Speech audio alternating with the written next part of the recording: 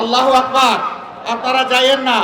আমার সঙ্গে আমাকে স্মরণ করে দিলেন, ঝিনাইদহ একটা ঐতিহ্যবাহী জেলা।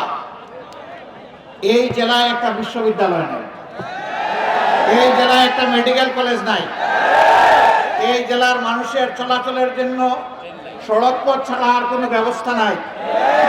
ট্রেন লাইনের এখানে কোনো ব্যবস্থা এখনো করা গেল না। আমরা বর্তমান সরকারের কাছে দাবি জানাবো, আপনারা যখন একনেকে বসবেন কোনো উন্নয়ন পরিকল্পনা এবং বাজেট পাস করার জন্য, ঝিনাইদহের জন্য এই তিনটার যে কোনো একটা রাখতে হবে, এটা দিয়ে শুরু করতে হবে। তারপরে আগামী সরকার এসে বাকি দাবি পূরণ করবে। আমাদেরকে যদি আল্লাহ তাআলা আগামীর এই দাবি পূরণের জায়গায় নিয়ে যান, আমি কথা দিচ্ছি আপনাদের আর আওয়াজ তুলতে হবে না। আপনাদের পক্ষে আমি তুলেছি, তখন এটা বাস্তবায়ন করা হবে আমাদের জন্য ওয়াজিব। আর যদি অন্য কেউ যায়, তাহলে এই দাবি আদায়ের জন্য আপনারা যখন আওয়াজ তুলবেন, আপনাদের হাতের সাথে আমাদেরও হাত আপনাদের সাথে উঠবে ইনশাআল্লাহ। এই দাবি আদায়ের আন্দোলনে আমরা আপনাদের সাথে একাত্ম হয়ে দাবি আদায় না হওয়া পর্যন্ত আমরা লড়াই চালিয়ে যাব। আল্লাহ আপনাদের সহায় হোক। এসো কোরআনের ছায়া তলে সমবেত হই, এসো আল্লাহ রাসূলের অনুগত হই। আসসালামু আলাইকুম ওয়া রাহমাতুল্লাহ। আলহামদুলিল্লাহি রাব্বিল আলামিন, ওয়াসসালাতু ওয়াসসালামু আলা রাসূলিহিল কারীম ওয়া আলা আলিহি ওয়া সাহবিহি ওয়া আহলি বাইতি আজমাইন। বাংলাদেশ জামাত ইসলামী ঝিনাইদহ জেলা শাখা আয়োজিত তাৎক্ষণিক এই পথসভার সম্মানিত সভাপতি, সম্মানিত জেলা আমির, বিশেষ অতিথিবৃন্দ, মঞ্চে বসা নেতৃবৃন্দ, আমার সামনে উপস্থিত প্রিয় ঝিনাইদহবাসী, সাংবাদিক বন্ধুগণ, আমি আল্লাহ তাআলার শুকরিয়া আদায় করছি। চুয়াডাঙ্গায় যাবার পথে আজকে এখানে সাদা কবুতর ডানা মেলে আছে, এই পায়রা চত্বরে আজকে তাৎক্ষণিক এই পথসভা আয়োজন করা হয়েছে। এই পথসভাকে আমার কাছে একটা জনসভাই মনে হচ্ছে। আমি যদি জানতাম যে এখানে রাস্তার উপরে জনসভা হবে, আমি আগেই না করে দিতাম যে না, জনসভা করতে হলে মাঠে চলে যান। যেহেতু রাস্তার উপরেই হচ্ছে, এই জন্য দীর্ঘ বক্তব্য আমি রাখবো না। আমি এই পায়রাকে সামনে রেখে, পায়রা প্রতীককে সামনে রেখে দুটি কথা বলতে চাই। সে তো পায়রাকে ধরে নেওয়া হয় শান্তির প্রতীক। 54 বছরের বাংলাদেশে সেই শান্তিটা আমরা এখনো পুরোপুরি পেলাম না, বরঞ্চ হাজারো অশান্তি আমাদের দৈনন্দিন জীবনের সঙ্গী হয়ে আছে। বিগত 15.5 বছর জনগণের শান্তি ছিল নির্বাসনে। জনগণের শান্তি নির্বাসনে পাঠিয়ে যারা চেয়েছিলেন দেশের দণ্ডমুণ্ডের মালিক দীর্ঘদিন থাকবেন, বা জানি না তারা কিয়ামত পর্যন্ত থাকার নিয়ত করেছিলেন কিনা, কিন্তু আল্লাহর ফয়সালা ছিল ভিন্ন। তারা বহু শিক্ষিত, সম্ভ্রান্ত, ভদ্র, ন্যায়পরায়ণ আলিম উলামাকে হত্যা করেছেন, অনেককে পঙ্গু করেছেন, অনেককে গুম করেছেন, অনেকের ইজ্জত লুণ্ঠন করেছেন, দেশের সম্পদ লুণ্ঠন করেছেন, আর উন্নয়নের গাল ভরা বলি শুনিয়েছেন। শেষ পর্যন্ত তিনটি নির্বাচন, জনগণের ভোটের অধিকারটুকু তারা কেড়ে নিয়েছেন। আমাদের সন্তানেরা রাস্তায় নেমেছিল তাদের ছোট্ট একটি দাবি নিয়ে। তাদের কথা ছিল চাকরিতে কোটার সংস্কার সাধন করতে হবে, কিন্তু সেই দাবিটাও যখন গায়ের জুড়ে রাইফেলের বুলেট দিয়ে দমিয়ে দেওয়ার চেষ্টা করা হলো, তখন সারা বাংলাদেশ আগ্নেয়গিরির মতো জ্বলে উঠল। শেষ পর্যন্ত আমাদের সন্তানদের বিরুদ্ধে যারা গুলি চালিয়েছিল, গণহত্যা করেছিল, জনগণ এক দফার দাবিতে তাদেরকে তাড়ানোর জন্য ঐক্যবদ্ধ হলো। আমাদের এই যুবক যুবতী, ছাত্র ছাত্রী, তাদের নেতৃত্বেই শেষ পর্যন্ত ফ্যাসিজম বিরোধী, ফ্যাসিবাদ বিরোধী আন্দোলন সফলতার মুখ দেখল। জুলাইয়ের 1 তারিখ থেকে শুরু করে আগস্টের 5 তারিখ পর্যন্ত টানা 36 দিন এই আন্দোলন চলেছে। এই জন্য মানুষ এটাকে 36শে জুলাইও বলে। 36শে জুলাই তারিখে যিনি দীর্ঘদিন জনগণের উপর তাণ্ডব চালাতে চেয়েছিলেন, গণভবনের সুখ শান্তি ভোগ করতে চেয়েছিলেন, জনগণের টাকায় মজার মজার রান্না বাড়া হতো আর তিনি খেতেন, সেই দিনে দুপুরের খাবার কিন্তু রান্না করা ছিল, কিন্তু খাবার কিন্তু কপালে জুটল না। খাবারের জায়গায় থেকে গেল, স্বৈরাচার প্লেনে উঠে বাংলা থেকে পালিয়ে গেল। কোথায় গেল? কেন গেল? তারা যদি ভালো হয়, তাকে সুশাসক হয়, তাকে পালালো কেন? তাহলে জনগণের সামনে দাঁড়িয়ে বলতো আমরা কোনো অপরাধ করিনি, হে মানুষ, হে মাটি, তোমরা সাক্ষী থাকো, আমরা তোমাদেরকে ভালোবাসি। কিন্তু একথা বলার তাদের সাহস ছিল না বলেই তারা পালিয়ে গেছে। কারণ তারা জানে তারা অপরাধী, তারা জানে তারা খুন করেছে, তারা জানে গুম করেছে, তারা জানে লুণ্ঠন করেছে, তারা জানে তারা দর্শনের সেঞ্চুরি পালনকারী, তারা জানে একটা হিন্দু ছেলের বিশ্বজিৎকেও ছাত্র শিবির গণ্য করে তাকে হত্যা করেছে। তাদের এই পাশের জেলার কুষ্টিয়ার ছেলে আবরার ফাহাদ, সে বুয়েটের একজন প্রতিভাবান ছাত্র ছিল, তাকে নির্মমভাবে শুধু নামাজ পড়ার অভিযোগে এবং শিবির করার অভিযোগে তাকে পিটিয়ে হত্যা করেছে। এরকম একজন দুইজন নয়, হাজার মায়ের বুক তারা খালি করেছে।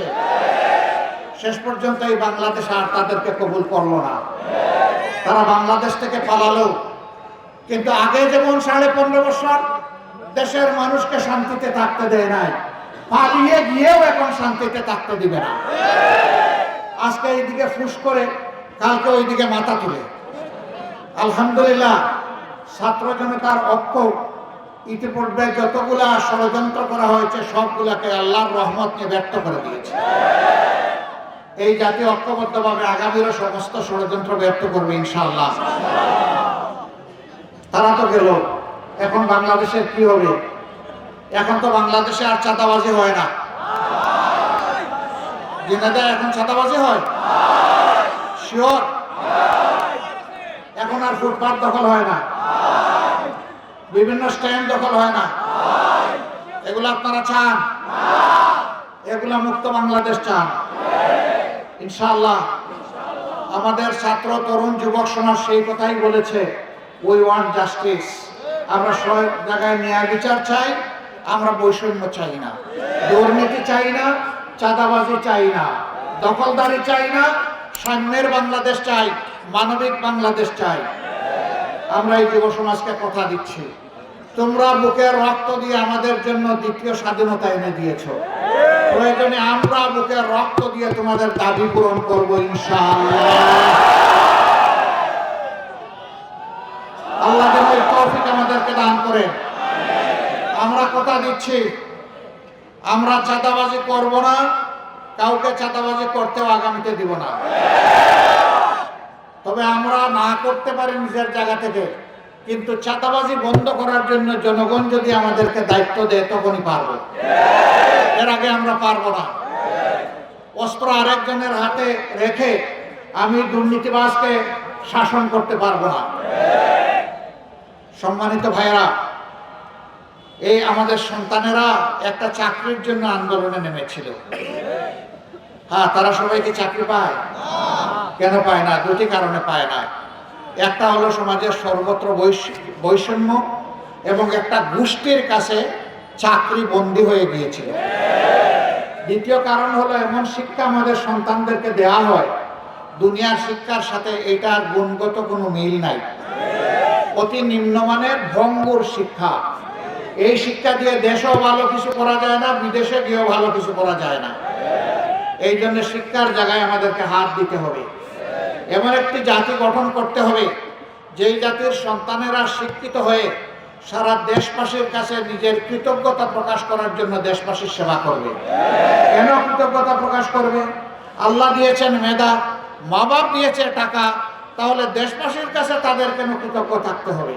তাদের এই কারণেই কৃতজ্ঞ থাকতে হবে, শুধুমাত্র আল্লাহর দেওয়া মেধা আর মা বাপের টাকায় তারা মানুষ হয়নি। এদেশের 18 কোটি মানুষের টাকায় তারা মানুষ হয়েছে।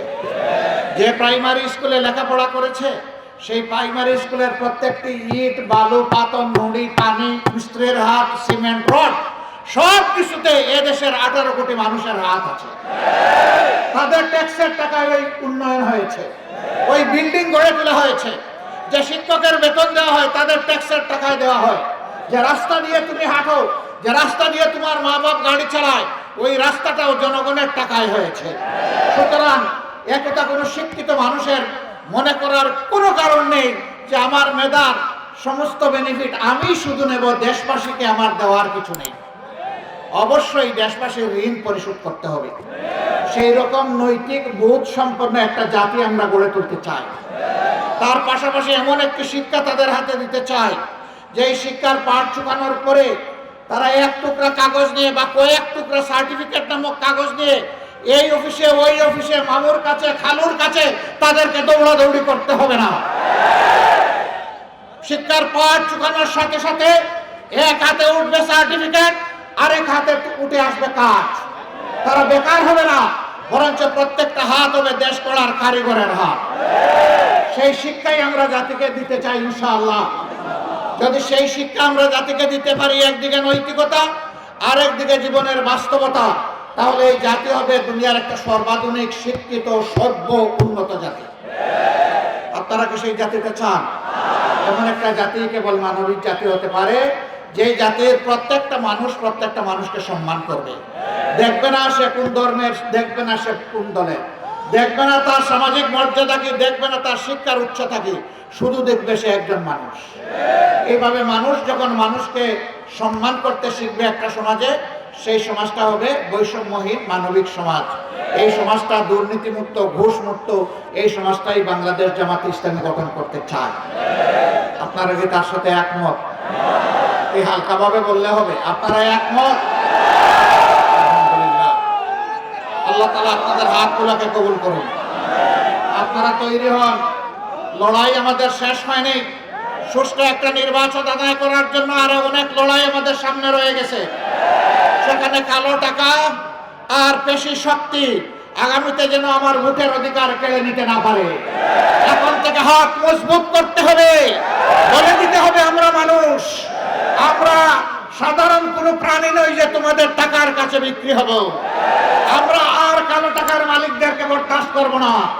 আমরা ক্লিন হার্ট সম্পন্ন মানুষ আগামীতে আমাদের দেশের শাসন ক্ষমতায় দেখতে চাই।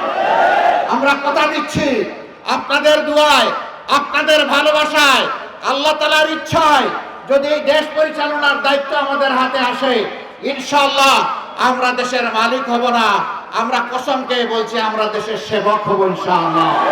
সেদিন যদি জনগণের সেবা করতে পারি, যদি সেদিন জনগণের প্রয়োজনে তাদের ডাকে সাড়া দিতে পারি, তাহলে আমরা আমাদের জীবনকে সার্থক মনে করব। এমন একটি বাংলাদেশ গড়ার প্রত্যাশায় সকলকে পাশে চাই, সকলকে সাথে চাই, সকলকে বুকের ভিতরে চাই, এবং জনগণের বুকের ভিতরে আমাদের জন্য একটু দয়া মায়া ভালোবাসার জায়গা চাই। আপনারা সেই জায়গাটা আমাদেরকে দিবেন। আপনাদেরকে অনেক ধন্যবাদ। আসসালামু আলাইকুম ওয়া রাহমাতুল্লাহ। আল্লাহ হাফেজ। এসো কোরআনের ছায়া তলে সমবেত হই, এসো আল্লাহ রাসূলের অনুগত হই।